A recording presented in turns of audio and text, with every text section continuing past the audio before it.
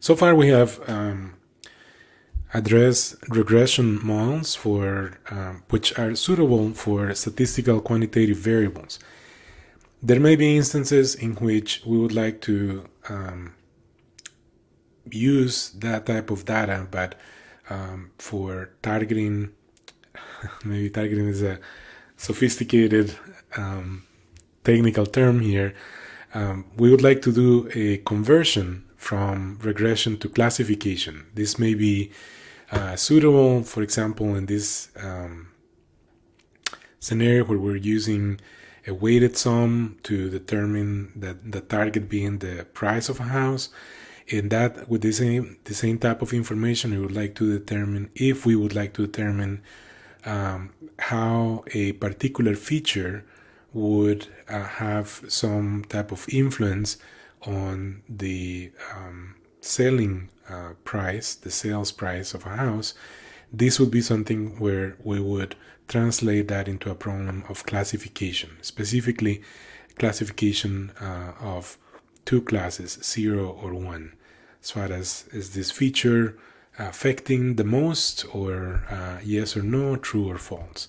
So classification problems that are binary, examples are things like the spam, if classifying email messages, whether or not they are spam, yes spam, no spam, classifying text data as far as being a positive portion of text versus a negative, having a negative connotation, the text being a review, for example, and image identification of shapes or recognition of shapes with image data, for example, if it's the shape of a specific species, whether it's a cat, or yes is a cat, no is not a cat. So those are motivations as far as what binary classification is like.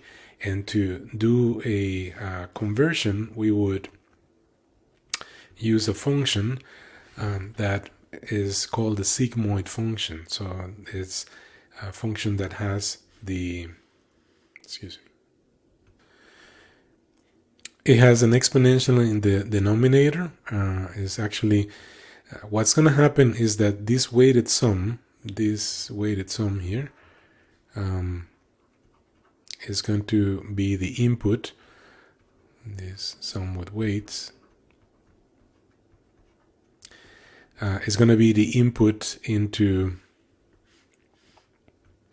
this function. So that weighted sum would go into the argument of this exponential, negative exponential, which is in the denominator. And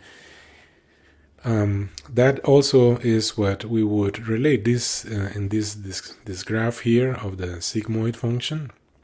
We see the values of the weighted sum right here on the horizontal axis, and then the range of this function is basically mapping those values of those weighted sums from mapping them onto the interval 0 to 1. So this is going to bring a new type of objective function for an optimization problem, also called a cost function. Excuse me. This function is called the log loss.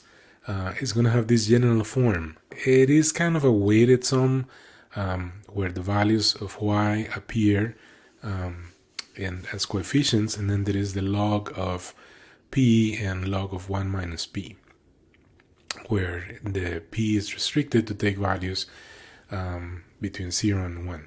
So this is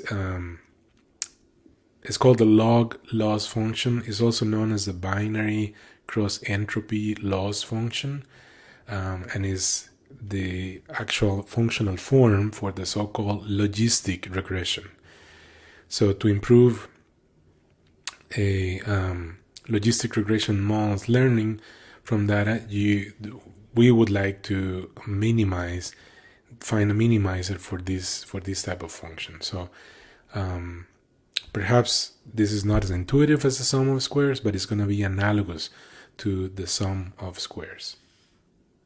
So here we have the definition of how P is. This is how the weighted sum is mapped onto a value. So remember this function sigmoid is that of 1 over the denominator 1 plus e to the minus something, and that something there is precisely the weighted sum. So the output is going to be a value between 0 and 1, and then expressed in this form, there is now a log loss function that is analogous to the sum of squares.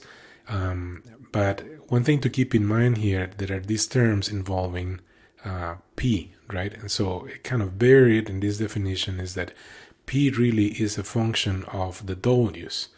And so the optimization function will continue to be an iterative approach where the parameter space is the space of where the w's would reside. The parameter space is being searched. There are candidates for these weights for these w's, and there are updates. So this gradient here is involving still derivatives with respect to each of the w's.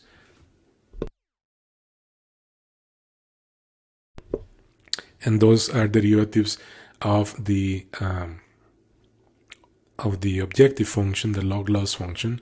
So you can see how these things are a little more involved there, but it's exactly in essence the same thing. So the same thing about finding a minimizer restricted to a region of some parameter space. Now there is a change in the objective function or cost function, but the optimization still uses derivative information and is still trying to use directions in that parameter space where the log loss function is expected to decrease the most. So the regression models would have things that are in favor and things that work against. So the pros include interpretable, computationally, they're efficient. They also have reliable and robust baselines. They're known for having good performance.